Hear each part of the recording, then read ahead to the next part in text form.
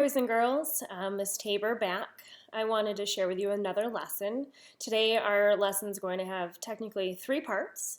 The first two parts will be a phonics or a word work lesson, and then the third part is going to be reading a new story from our books that we read in school. So let's get started on our word work parts. All right, so we are going to work on focusing on different word patterns that have the same sound. When vowels are blended with an R, the vowel makes a different sound. So these two are a little bit tricky. The first column, we might know this word as air, and that is exactly the sound that this word or this part is going to make. So I'm going to go ahead and make some other words that have this spelling pattern and this sound. So if I think about rhyming with the word air, I think of hair, fair, and pair. Pair as in like a pair of shoes. Now looking at the other side, if I look at this word just by itself, I know that this is the word are.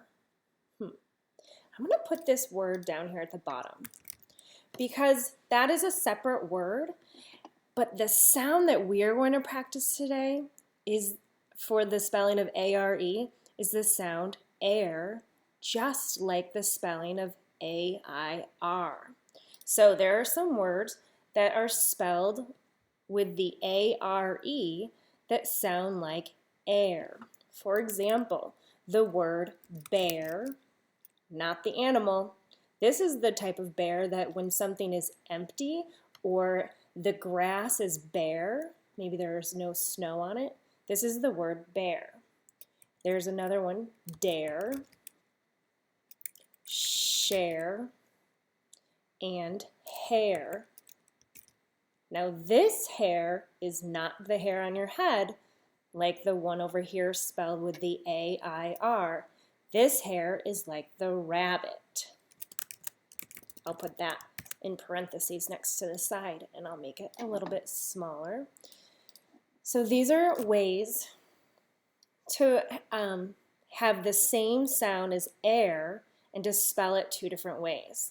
Remember, we talk about all the time that spelling and reading is really tricky. Well, here's one way of why it's really tricky. So along with having the spellings of the same sound, we're going to work on something called homophones. Homophones are words that sound the same but have different spelling and meaning. Just like a couple of the words up here that we saw. The word hair, spelled with the A-I-R, this is the hair on your head. And then the hair spelled with the A-R-E. This is hair like the rabbit. So I'm going to show you some other words that are homophones, words that sound the same but have different meaning and different spellings. So take a look at these two words. This first one is the word meat. It has an E-A-T, eat. But this is the type of meat that you can eat. That's how I try to remind myself which way to spell it. I see the word eat in the word meat. But there's the other kind of meat. When you meet someone or you're going to meet up with your friends or family, that is spelled with a double E. It also makes the E sound. So tricky. When you're writing, you really need to think about what you're trying to say so you know what word, what spelling to write. Let's look at a few more. This one's always so tricky. I have the same words, two and two.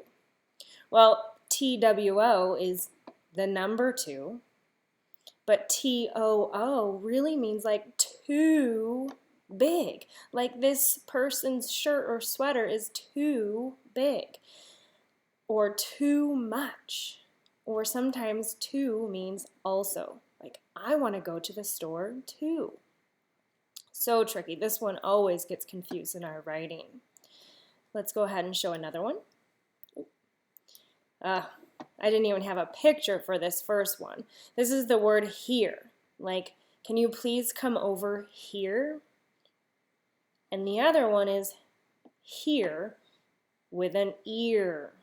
Here's that little word ear in the word here. It's when you need to listen to something. Same exact word when you say it, spelled differently, and means something different. Another set of words. The word is fair. They're spelled differently. Here's that word, or with the spelling A-I-R that we just did above. This is the fair like a carnival. Or fair with the A-R-E, like you have to pay a fare in order to do something. This person is getting on a bus and they have to pay their fare. It's kind of like when you pay a ticket. You buy a ticket for something. Two more. Our two pictures. Our words, we have the word road, the road that you drive on. It is spelled with an O-A in the middle to get that long O sound. And then we have the other kind of road where you already did it. When you ride your bike, if you are explaining it to someone that you did it previously or in the past, you would say, I rode my bike. This has an O with a magic E. Last one. Homophones are so tricky. I have the color word blue. We need to know how to spell that one carefully so you know exactly what you're talking about, or when someone's reading your writing. And then we have the other word, blue, which is spelled with an EW combination. This is when the wind blew strong yesterday, or you blew bubbles. Think about those words. So again, homophones are words that sound the same but have different meaning and different spelling. They're very tricky. So sometimes when you're writing, you need to slow down and think about what you're trying to write and how it should be written. Great job. Again, go ahead and pause this video at any time you need to and go and take a look at some of those words or homophones that we discussed. Okay, so that was our two pieces of word work. Now we're going to get to our story. It is a brand new story for you. It is a classic tale. You might have heard this story before. It's a really great story. There are characters in it that are not necessarily real, or they can't actually talk usually. So you need to think about what kind of story this is, and I also want you to think, what are you learning? What is the moral of this story or the lesson that you're learning? I'm going to read this story to you. What you can do, I've mentioned it before, you can pause it, read the page after I do, or listen to me read the whole entire story, and then you go back and you read the story yourself. Remember our accuracy and fluency. Every time you listen to something or then you read it, you are going to get a little bit better each time. And that's our goal. I want to point out one thing. This story has a lot of words that have different word endings. So as you're reading this yourself, I want you to pay really careful attention to the words that are longer.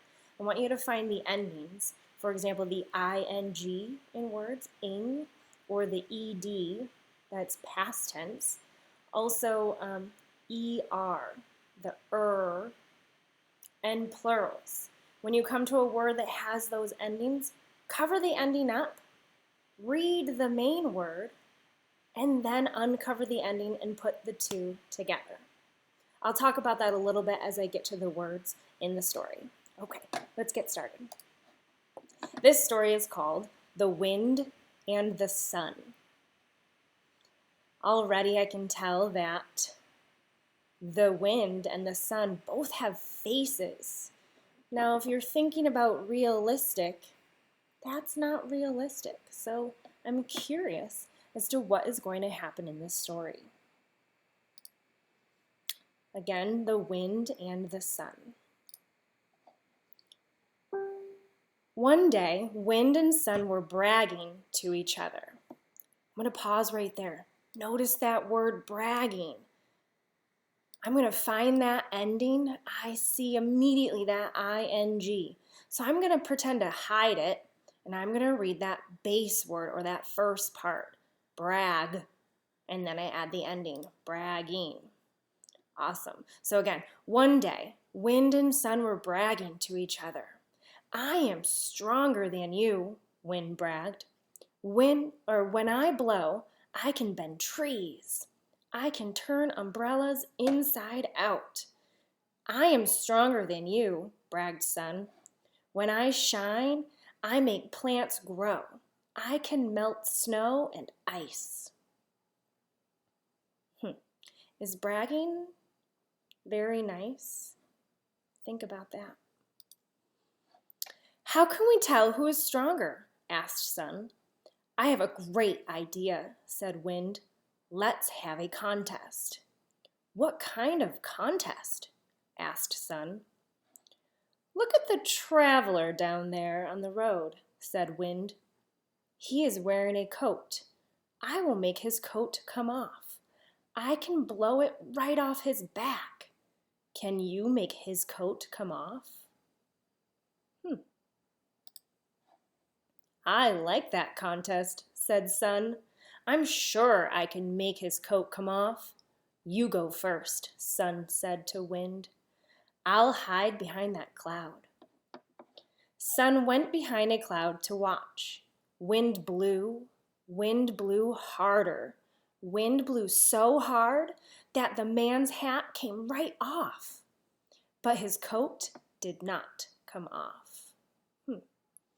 Think about what happens when it's windy outside.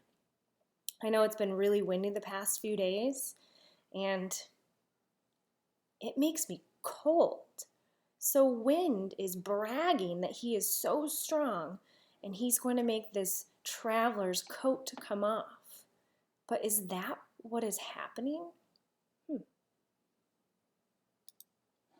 The man just grabbed his hat and tied it on tight. He put on his gloves and he traveled on. Wind blew even harder. He blew as hard as he could.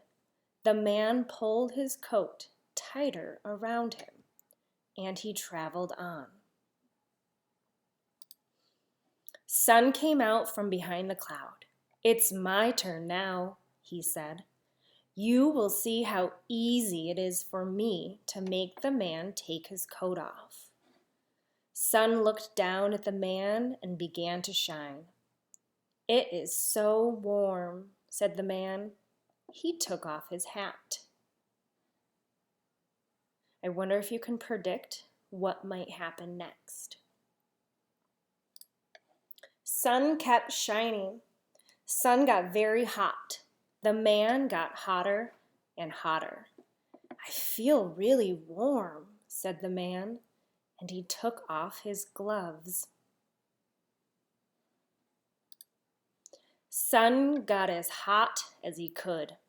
It's much too warm to wear this coat, said the man, and he took off his coat. I win the contest, said Sun to Wind.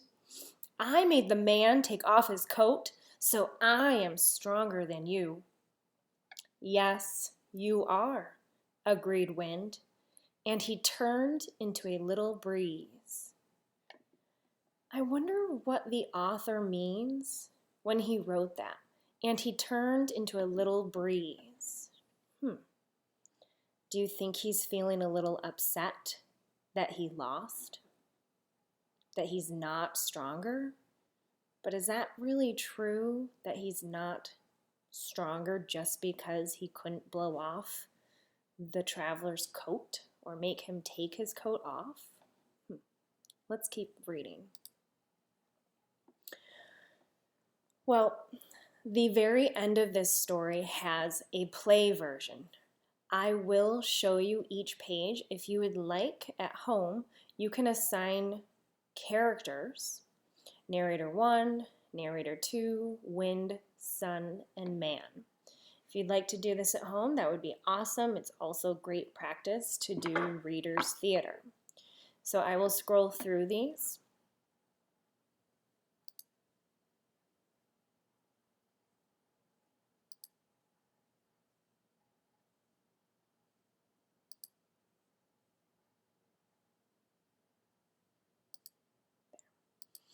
So I want to keep thinking. Sorry, I had to change that a little bit. Thinking about the sun and the wind.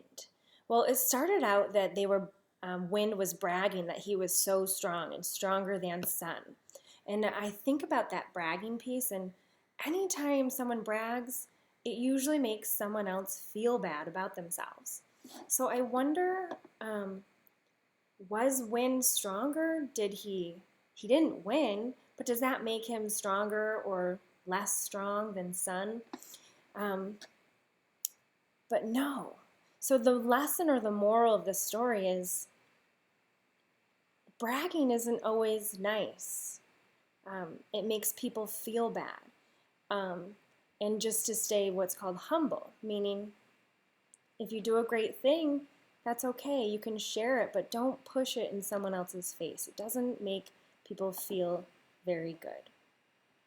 So I hope you enjoyed this story and the phonics lesson. Remember, pause the video at any time that you need to finish reading or to reread it again. And I will continue to post new videos and new skills that we will work on. All right, I'll see you next time.